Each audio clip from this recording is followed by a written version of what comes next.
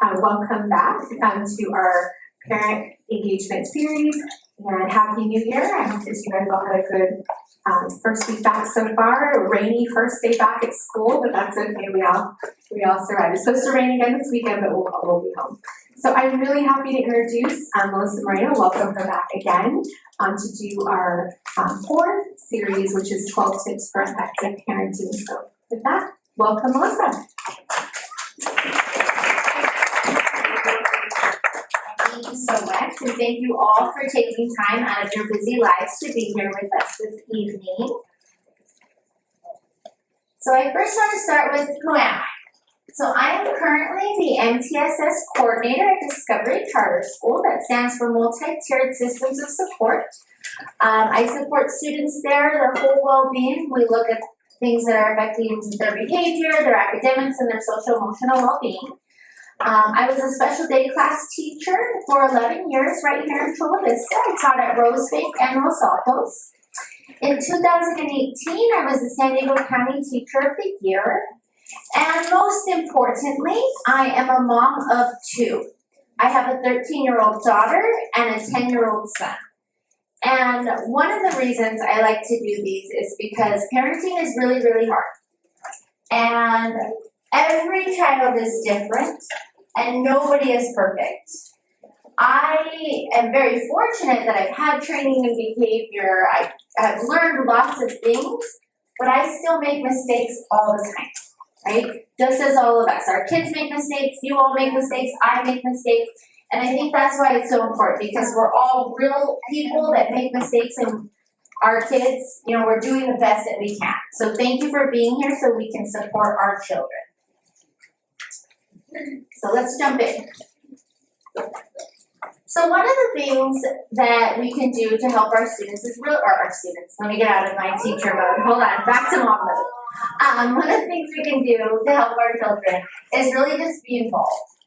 Now, being a parent, as I said, is super hard. It's really, really hard work, and it takes a lot of time, right? It consumes us. It consumes everything that we do. It's what we think about all the time. Even if we don't have our kids, say you share homes, they go back and forth, you're still a parent. You never, are off. Even if even when my kids go with my mom maybe for the weekend and I get a little break, I'm still a mom. If something happens, I still have to be there, right? I'm still thinking about all of those things. So we have to be involved because it never turns off. We need to rethink our priorities. So as a parent, our world revolves around them, but sometimes we need to think of what are those things that are really important to us.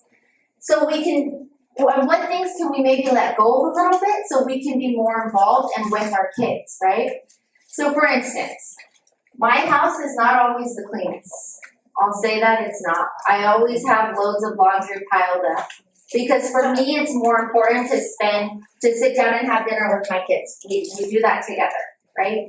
So what are the things that are important to you? So I prioritize that family dinner time over doing laundry, over making the kids clean the living room sometimes, right? So just thinking about what we can prioritize so that our kids are at the front and center. That also means that we sacrifice some of our wants for our kids, right? I know all of you do that. We sometimes don't buy ourselves certain things because we know that we need to prepare for our kids. We're providing for them. So as a parent, we're constantly sacrificing our wants and our needs for our kids. Being physically and mentally present. It's one thing to be there for our child, just our body, right? We're present with them, we're sitting with them. But it's another thing to be there with them mentally. Our phones are a big distraction. I'm guilty, right? There'll be times where I'm sitting with my kids and I'm scrolling on my phone, or I'm checking emails, or I'm looking at something done on TikTok, right? And my kids know when I'm not paying attention to them. I hate to stop this, but there are some people at the door over there. I'm sorry. I just want to make sure everybody is really easy. So just being mentally present as well. As I said, our kids know when we're not there, right? When we're not paying attention. Another thing is when we are with our kids, for example, my kids are involved in sports. And when my son was about 4, he trained jujitsu. And one time we were there, and he did something, and I didn't see. I'm gonna be honest, I was playing on my phone, I didn't see. We get in the car later, and he says, Mom, did you see whatever the flip was or whatever it was called? And I said, yeah, that was really cool. And he said, no, you didn't. I said, yeah, I did. And he said, no, I looked over, you were on your phone. They know, right? They're looking at us. They're wanting to know, are we there? Are we paying attention to them? So I've learned that now, if I'm not going to be paying attention to them, I tell them. I tell them ahead of time. So I'll tell my son, I'm going to be in the car, or I'm going to be working, or I'm going to be doing something for the first half, I'll come after, or whatever it is, just so he knows, because then I'm setting him up to know that I'm not doing that. I'm not going to let him down. He's prepared. I'm not used to standing in one spot. It's kind of weird. I'm sorry. The next one. You cannot be too loving. So we can't spoil a child with their love, right? We can give them lots of love. But we also have to remember that everybody loves different. Everybody feels loved in a different way. So I don't know if you're familiar, but there's that 5 love languages, right? And so we all feel different things. And you can have multiple kids and they will feel things differently. For instance, my son is all about affection.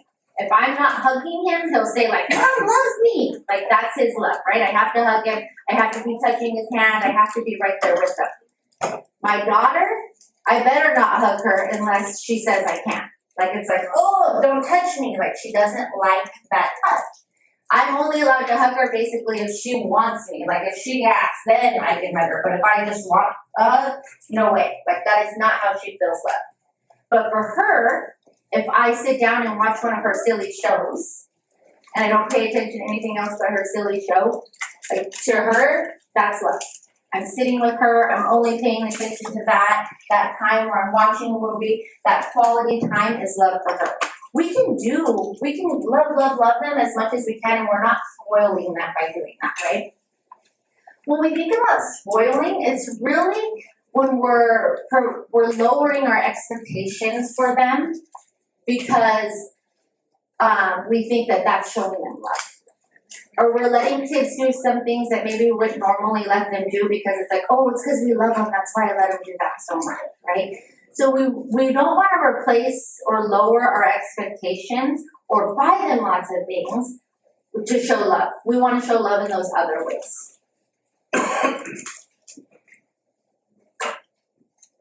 Another thing is we want to adapt our parenting to fit our child. As I said, kids are different. All kids are very, very different. My 2 kids are really night and day. I had my son I had my daughter, she's my older one, she's 13. And I thought, wow, like this is pretty good, I can do this. Like she was pretty well behaved, she's an easier kid. I was like, all right. Then I had my son a couple years later and very, very, very different, right? It was really, really hard. I call him my high maintenance child because he just requires more of me. Even to this day, as they get older, he just needs more than she does. But I have to constantly think about them not only as individuals, but as they're growing, right? I can't treat them the same way now as 10, almost 11-year-olds and a 13-year-old as I would when they were toddlers and, the young, early elementary, like 5, 6 years old. So we got to think about that. And when we're thinking about how our kids are growing, we have to be patient with them because they're adapting, they're growing, they're learning, right? And as our kids are think about your 3-year-old, right? They want to do everything by themselves. They have to be independent, right? You're like, oh, let me just do it, or it'll be done so much faster if I just do it. Or, oh, you're making a mess, or you're taking forever to buckle yourself in your car seat. All of those things, right? But that same thing is what's helping them to learn to get dressed by themselves, to get potty trained. All of those same drives are helping them. So we have to adapt to that. Same thing as our kids get older, like my teenager. That's been very different for me, right? Having a teenager has been very different. I'm learning, I'm growing, I'm adapting as well, just as she is. So thinking about her, the same things that make her excited about learning at school, that she's curious about, the things that she's asking her teachers questions about, she wants to know more about, are the same things that maybe are driving me crazy because she's questioning some of my decisions. She's questioning why I'm doing, why I say the things I say to her or something like that. So just thinking we have to adapt because they're learning, they're growing, and we're learning and growing with them.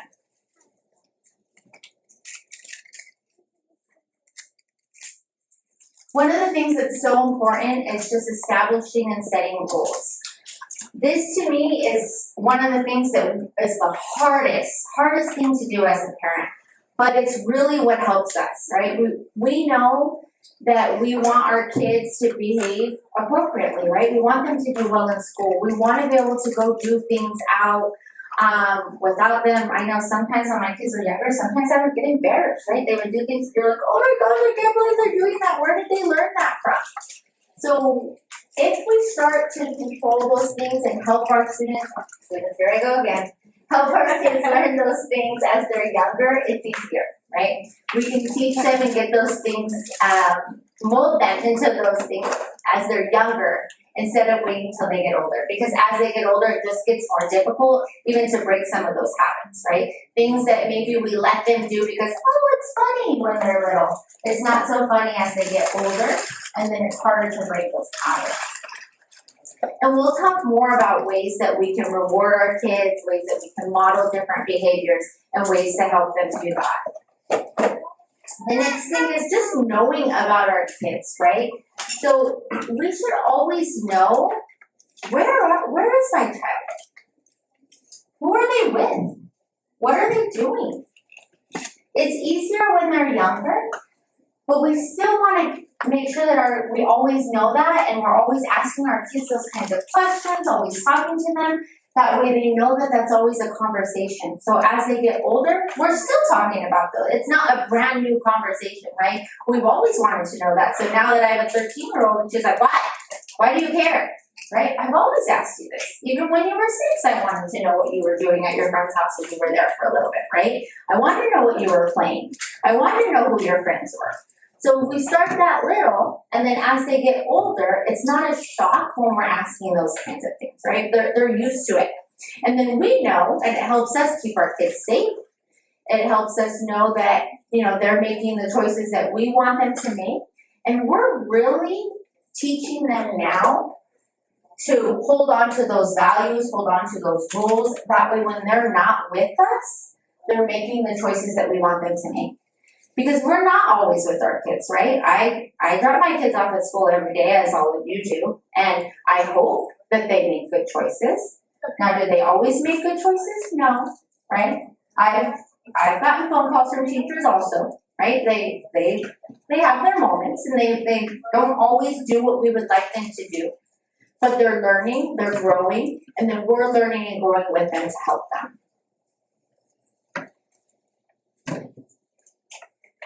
This is one of the hardest things, but one of the most important things about being a parent. It's just being consistent. We often see challenging behaviors when we are not consistent as parents. When we let some things happen one day, and then the next day we say no. We are really confusing our kids. They don't know what to expect from us. They don't know what answer they're going to get. So if they like that yes answer one day, but then the next day it's a no, they're going to keep arguing and fighting with you to get that yes answer again because it worked, right? And it's really hard. Consistency is really hard. Think about, tablet time, screen time. Many of us have screen time limits for our kids, right? We have screen time. We don't want them on for 3-4 hours a day, right? So we have limits. However, there are evenings, myself, where I'm tired, right? You come home from work, you have things to do, maybe you didn't sleep good, you're a little stressed and thinking about all the upcoming things, and you're tired. And sometimes it's much easier to just say, okay, yeah, go ahead, keep watching, keep playing. Okay, you can play another game of the show. It's all right. Just do it. Because it's easier for me. It's quiet. They're not bothering me. Nobody's fighting, they're not yelling at each other, right?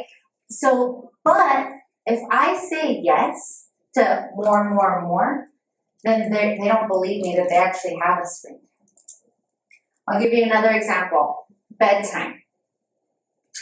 When my kids were younger, we were really good on bedtime. We had a really good structure, routine. They knew every day we had dinner, they took a shower, they went to bed like that. They knew the routine. Well, as they've gotten older, it's gotten a little bit more lax, right? It's not as strict anymore. Now they're playing sports. Sometimes we have practice late. That impacts it. Maybe we don't get home till 9:15. By the time they eat, shower, some of those days it's late, right? So we went through a little phase where my son was telling everybody he didn't have a bedtime. And he was like, I don't have a bedtime. I don't have a bedtime. I'm like, what do you mean you don't have a bedtime? You have a bedtime. You have to be in bed by 9. He's like, no, I don't. When's the last time I went to bed at 9?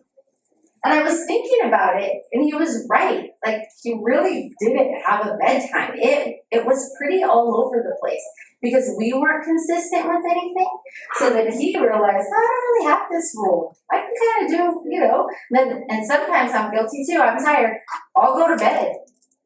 And I just assume my husband's going to put him to bed and do all of that, but then it gets later and later. And he does, but it just takes a little bit more time sometimes. So that's our fault. That's not his fault. It's not my daughter's fault. It's our fault because we were inconsistent with that, right? So it's getting back. And I'm telling you, once you're inconsistent and you let some things happen, it's so hard to get it back. We're still battling it right now, especially after a 3-week break. And them staying up, trying to get up back to bed and get back into the routine has been really difficult. So just being consistent is something that helps us, right? Just saying, nope, this is it. We have to be consistent. And then they know that what you say, you mean. And then you can keep going. And that's the thing too. Kids are really, really smart.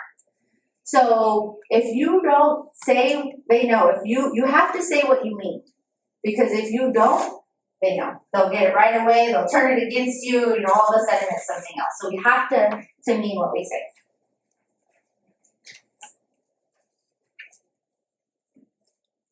The next thing is avoid harsh punishment. We are models for behavior. We are models as human beings, right? Everything we do, our kids are watching us.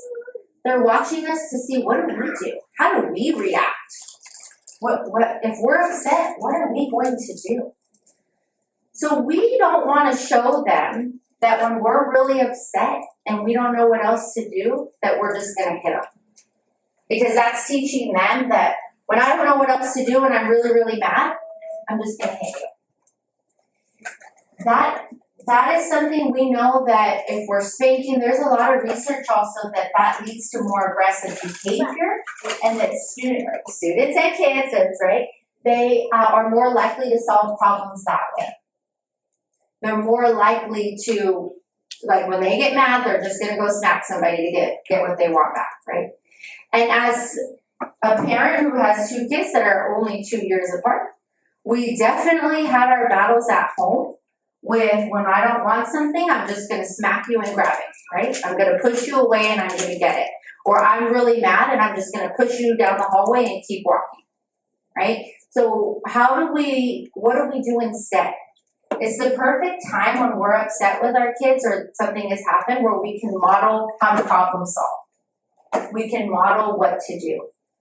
For instance, there have been many times my daughter has to have the last word. No matter what, she has to say something else. She wants to keep engaging with me. She has to keep talking. And I remember as a kid doing that to my mom. And I remember my mom being really, really mad. And one time my mom did hit me. And I remember thinking like, oh, she just hit me, right? But it didn't work. I still did it. So now with my daughter, I won't engage. I don't talk to her, but I always tell her, I'm going to walk away and take a break from you. I'll be back later.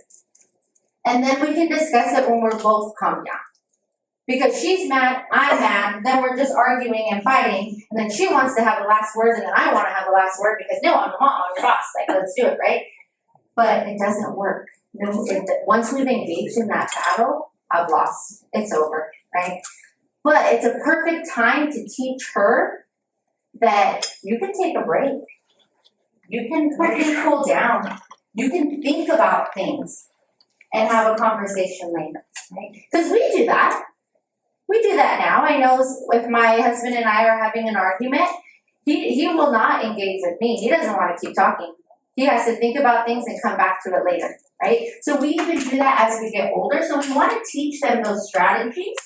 We want to teach them, you know what, I'm just going to take some deep breaths. And then I'm going to talk. That way I'm not yelling. That way I'm not engaging in more aggressive behavior. That way she doesn't see that. And if we can control those things and teach them those strategies, we're helping them to build stronger relationships, right?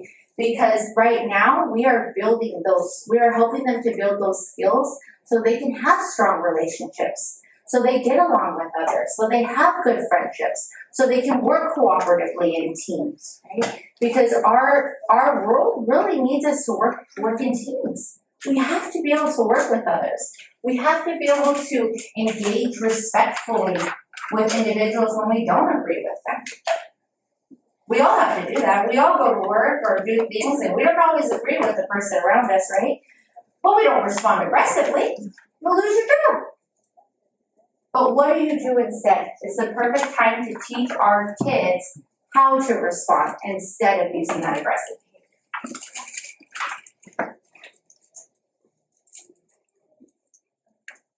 We want to foster our children's independence. Ultimately, our goal is for them to be independent, to be successful citizens in our community, to do great things, right? And that starts at a very young age. It helps them, develop that sense of self-direction. Kids want that autonomy. They don't have much control in their life at all. Everything about their day, all those things about their day is really somebody telling them what to do, right? In the morning, usually, we wake them up. We tell them when it's time to wake up. As they get older, they'll start doing it on their own, but my teenager still needs support getting up in the morning, right? So we want them to be independent. We have to encourage it. As we talked about earlier a little bit, it can be very difficult because sometimes we just want to do things on our own because we can get it done quicker. Maybe it's going to be more efficient. Maybe they didn't do a very good job, right? I know we recently started cleaning the kitchen on Fridays. I don't clean the kitchen on Fridays anymore. They're big enough; they can do it together. That's my one day. But the kitchen is not always very clean. I mean, they say it's clean and they say they clean the dishes and stuff, but sometimes the plates are still kind of slimy in the cupboard. Sometimes there's still stuff on the counters. Sometimes it's a little sticky. But we're learning, we're growing, and then I'm like, the next time I help them, let's remember to do this, or let's remember to dry it really good before we put it in the cupboard, or whatever it may be. And it would be much easier for me to just do it, and it would be faster, there would be less arguing, there would be, it would just be easier, right? But I'm not supporting their independence. I'm not teaching them. I'm not giving them the life skills that they need as they get older. We don't want kids to be at college in their first apartments and they've never done dishes before. Even making meals. I don't know how many of you have cooked with your kids, but it is a really, really big mess and it takes a really long time, right? But even then, we want to foster their independence. We want to start to teach them how to do those things on their own.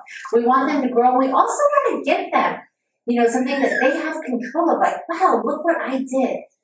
Because they're proud when they do some of those things, right? They're really proud. Even if we're yeah, great job, right? But we want them to grow in that. As difficult as it may be for us, they're craving that independence and we want to foster that growth. This one's a little bit smaller, I'm sorry. But the next thing is really treating our children with respect, that golden rule. I know this is something that I had to practice because there were times as a teacher that I would work all day. I had students who displayed very challenging behaviors, so I used a lot of patience all day long. And then I got home and I had a 2-year-old and a 4-year-old, and I just didn't have it in me all the time, right? So I was not as respectful with my words. I would just yell more or just, demand more instead of speaking to our kids. And I think one thing that we really need to work on, myself, is something I practice all the time, is speaking with our children, not demanding or speaking at them, right? We want to have conversations with them. Speaking politely, using our manners. As I said, we're models. We're modeling that behavior for them. We're teaching them how to speak to others. So if we're not using those manners, if we're not saying please, if we're not saying thank you, if we're not using those words with them, then they're not going to use it either, right? They're not going to say, Mom, can I please have blah, blah, blah, if I'm always just like, give me that, right? And sometimes we do just say, give it, right? But if we don't want them to speak to us like that, then we really need to work on speaking to them how we want them to speak to us. Respecting their opinions. As I said, they're independent. They want all of this independence. They're growing, they're learning. But we have to respect their opinions. We want them to know that their opinions are important. My 13-year-old is a vegetarian since March of last year, so we're getting close to a year now. She's the only one in our house who is a vegetarian, but she has very strong views. And at the beginning of this, I thought, okay, yeah, you can do it, whatever. It'll last a couple weeks, it'll be over. Well, here we are, almost a year, and we're still going. But as much as there are many times where I'm like, oh my gosh, can you just eat dinner? Like, just eat it, please. She has a very strong opinion on why she doesn't eat. And I have to respect that, right? Just as I want others to respect her opinion and I want others to respect my opinion, I have to respect that. And she has to know that there's value in her opinions. If she has things to back that up, I have to respect it. Even if I don't agree. And I don't agree with her. I don't agree with all of her reasons why. But that's okay. It's okay. Paying attention to them when they're speaking. It goes back to that, not just being there physically, but being there mentally, right? When kids are little, I know a lot of times with my kids when they were younger, something like, you think of the little things that make them like blow up. So like they got their dino nugget didn't have a head or something, and then it's like the end of the world because that's not the dino, or their grilled cheese is a little brown on one side and it's the end of the world because I burnt their grilled cheese. All of those little things we think are little things are really big to them. So we have to acknowledge those feelings, even if we think it's silly, right? Even if we're like, come on, it's okay. We have to acknowledge their feelings. We have to acknowledge that it's okay to feel that way. Pay attention to that. Because as they get older, they're not going to come talk to us about the bigger, more important things if we didn't listen to them when they were younger. Right? If I'm not paying attention to the kids and I'm on my phone, they're like, yeah, okay, you're mad about that, whatever, it's not a big deal, go play. They're not going to come to me with the bigger things as they get older. The more important things, the things that I really want them to talk about. The things that are happening in middle school, right? There's a lot with the fentanyl use and all of those things. I was able to have a very good conversation with my daughter about that. But it's because we talk to each other. We always talk to each other about things, and she knows. But it started with the burnt grilled cheese when she was 4 years old. Okay, yes, you're very upset, right? Acknowledging that, validating that, paying attention to all of those things. Again, modeling that behavior. We are models, so treating them with respect, we're modeling that. That's how they're going to treat others. We're building their foundation for their relationships with others. We're building that. We're giving them those skills right now.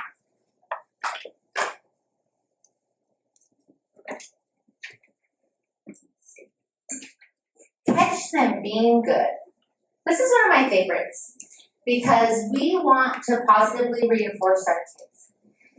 When we're thinking about things that they're doing, displaying challenging behaviors, or even just talking back, or different things, even having dirty rooms, all the things that maybe we don't really want to happen. We want to reward our kids. We know nagging doesn't work. Right? It doesn't work when we nag. It doesn't work when we just react.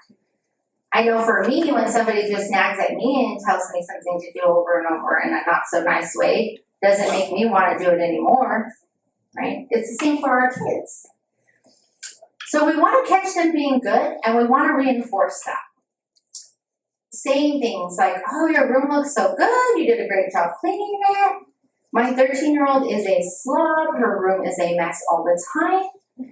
So we're really working on that, right? That's something that we're working on. So when it is clean or there is something nice, I make sure to tell her, I make sure to reward that. That's something that we're working on. Even being patient. My kids are doing a little bit better. I think it's better now that they've gone back to school and they're not with each other every minute of the day since the last 3 weeks. But they haven't been getting along that well. And so when my daughter is patient with my son, or when they are playing nice together, I want to catch that. I want to reward that. And one of the ways we can do that, not just by positively reinforcing them, by telling them that's great too, we want it to be more positive than negative, but providing a token economy system. So that is a star chart, that is earning different things. So what we do in our house, so my kids, as they get older, they don't really care about stars so much anymore. They're like, ooh, I got a star, ooh, I got a sticker, right? But we just do tally marks. So we have a whiteboard, and they each have something that they're working for. And when they're nice to each other, or I catch them being good with each other, I give them a tally mark. After they've got 5 tally marks, then whatever we agreed upon is okay. So maybe it's we're going to ice cream, that weekend because they want to go to Cold Stone and I haven't taken them in a long time. Or maybe it's that we're going to bring out, I'm going to let them order a movie. A movie that we haven't watched because I'm like, I'm not going to pay $5.99 for that or whatever, right? So maybe we're all going to watch a movie together. But that's something that you want to decide, and each kid is different. The same thing that reinforces my son is not the same thing that reinforces my daughter, right? And all of us are different with reinforcers. So think about things that you like, but then we got to talk to our kids about what are the things that they want to work for, right? What are they willing to work for? It doesn't have to just be material things. It doesn't just have to be things that we're buying them.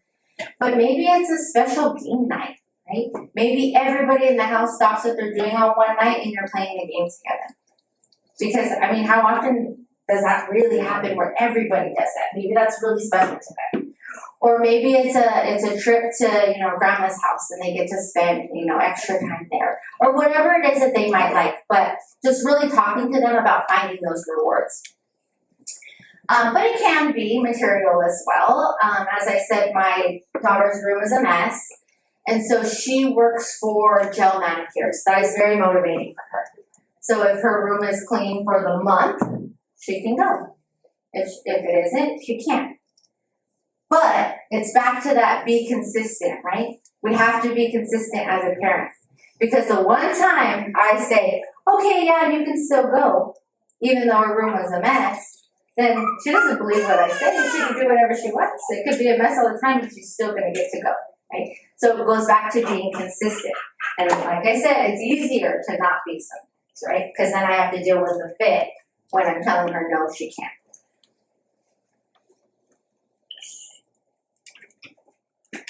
We want to be forgiving. It's hard. This is really hard, right? It's really hard for all of us. It's hard for me, even as I get older. It's hard. This is something that's difficult, but we want to teach our kids to forgive, and we want to be forgiving with that.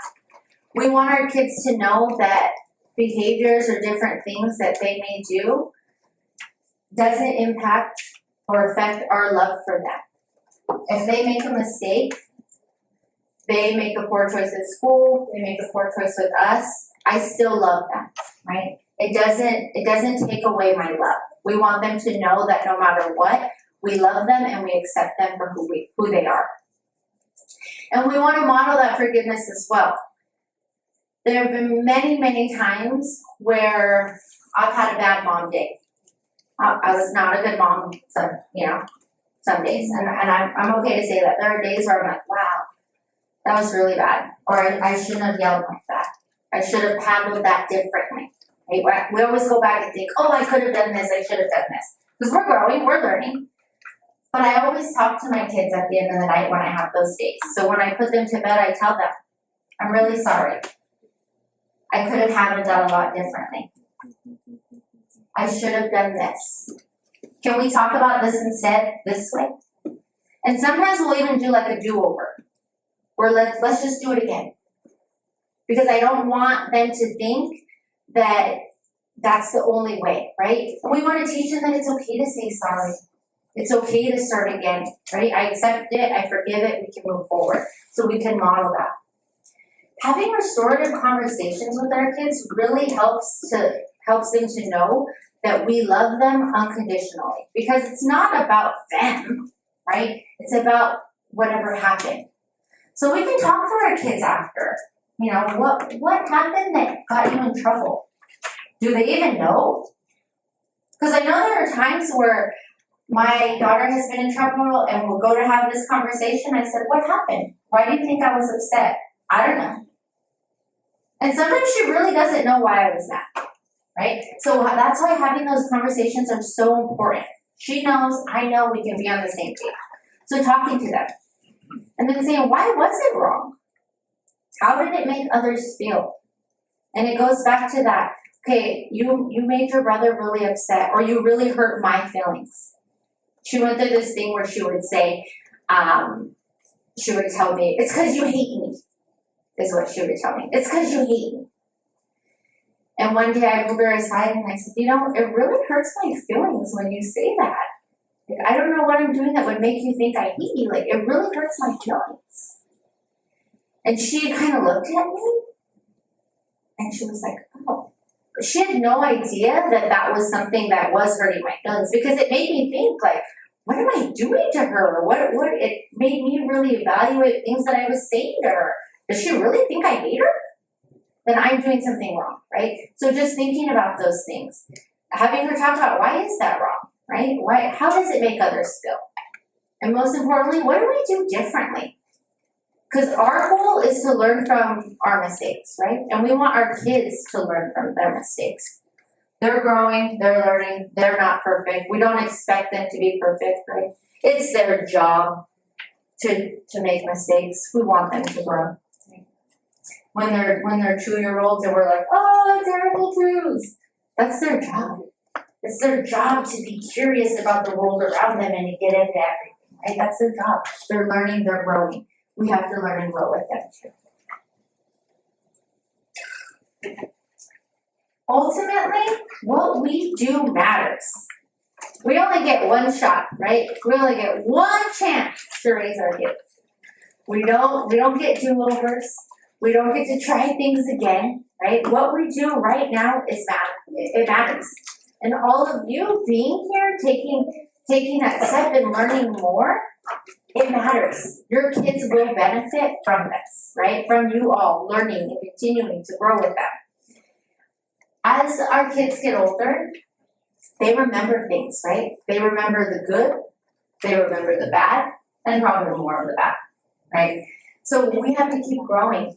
I know my daughter, right, her new thing right now is when something happens, she'll tell me, well, I vividly remember when you, and I'm like, huh? That didn't happen. She's like, yes, huh? I vividly remember. She has a story right now about how I spanked her in Target. I don't really remember it all like she remembers it, but according to her, she vividly remembers. And so I just tell her, okay, I'm learning too, and I learned from my mistakes, just like you learned from your mistakes. I made a mistake, and I'm growing, and I'm learning, and that's okay. And so they're going to remember those things, but it's how we respond. Right? How do we respond when they vividly remember all of those things?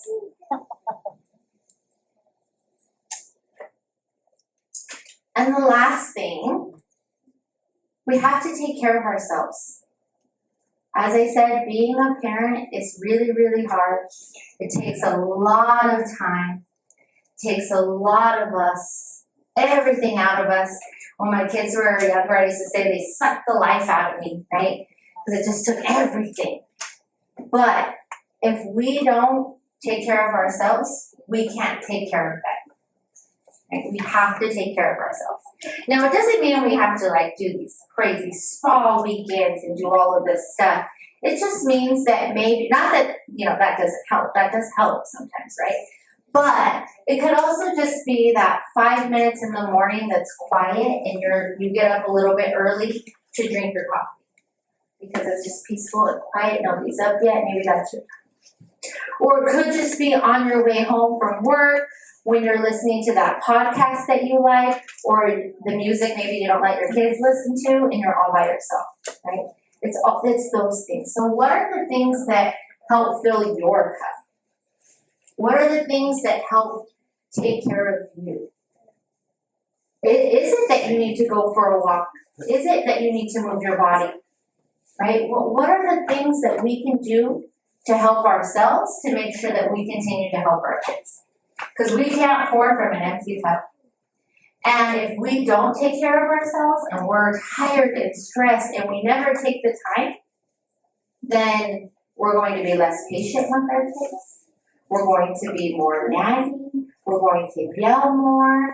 We're going to respond and react in ways that we don't want to respond to. And then we're going to end up asking for lots of forgiveness, right? So making sure that we pour from, we fill our cups. And I know it's easier said than done. I get it. I don't wake up early for quiet, peaceful time because I'm tired and I like to press the snooze button. But one thing I do like to do is I just like when I drive home, sometimes I live pretty close to where I work, and sometimes I'll take a longer drive so I can finish the story that I'm listening to on my audiobook, right? And I'm just gonna go an extra couple blocks so I can just have a couple more pages that I'm listening to. Because I know after that, I can go in and then I'm ready to mop, right? But we have to prepare ourselves too. Because after a long day, we deal with a lot of things throughout the day. So how do we turn that part off and get back to be ready to be the parent that we want to be? Like I said, easier said than done. It's always a work in progress, but think about it. Thank you.